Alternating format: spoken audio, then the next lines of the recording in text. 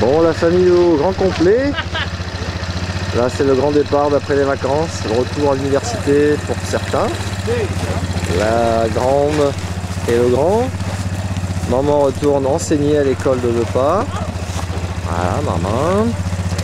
Papa les conduit et revient pour sa saison de trappe qui commence sérieusement.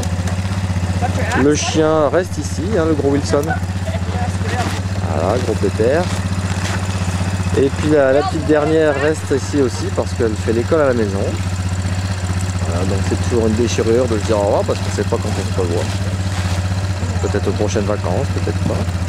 Tous les enfants ont fait l'école à la maison avant de partir à l'université. Ils n'ont pas l'air particulièrement dépassés. C'est assez dur pour la grande parce que il faut s'intégrer quand même malgré tout. Voilà, donc en arrière-plan, leur maison. Voilà, donc ça c'est là qu'ils dorment. La rivière Saskatchewan qu'ils doivent traverser pour rejoindre la route qui est à peu près 1 heure d'ici en motoneige, mais comme la motoneige est cassée, on va dire un petit peu plus en quad. C'est un petit peu plus rough, c'est-à-dire ça secoue quoi, il y a des bosses.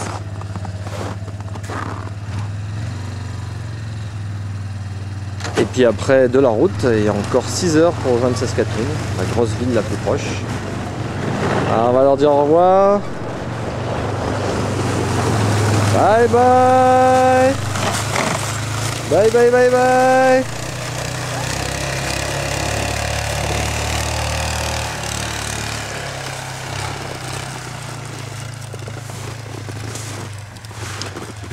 Toujours déchirant les au revoir.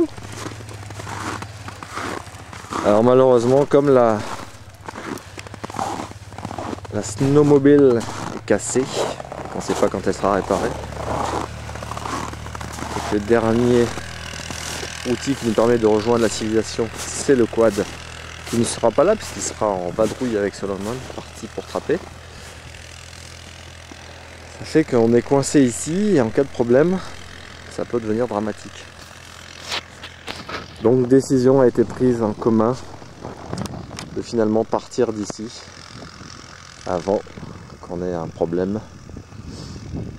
Et nous voilà obligés de quitter ces lieux, on va pas dire paradisiaques quand même, mais sauvages comme on aime, loin de tout. On peut dire qu'il n'y a personne à des centaines de kilomètres à la ronde. Et ça c'est bien agréable cette sensation.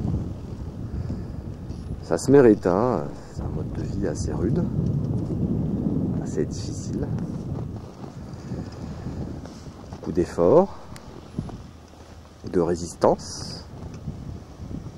Quelquefois on peut être littéralement prisonnier de la nature, si la rivière dégèle plus tôt, on n'a plus qu'à attendre. Parce qu'en fait l'hiver ils rejoignent la route en motoneige, en traversant les différentes rivières, et l'été en bateau, ils remontent la rivière. Ou plutôt non, ils la descendent jusqu'à 2 pas en bateau à moteur ou en canot, ça se fait très bien, mais entre les deux un problème. Donc c'est tout un art de vivre ici dans ce petit camp de Big Eddy. Voilà, ça c'est la maison commune, typiquement indienne, une maison commune.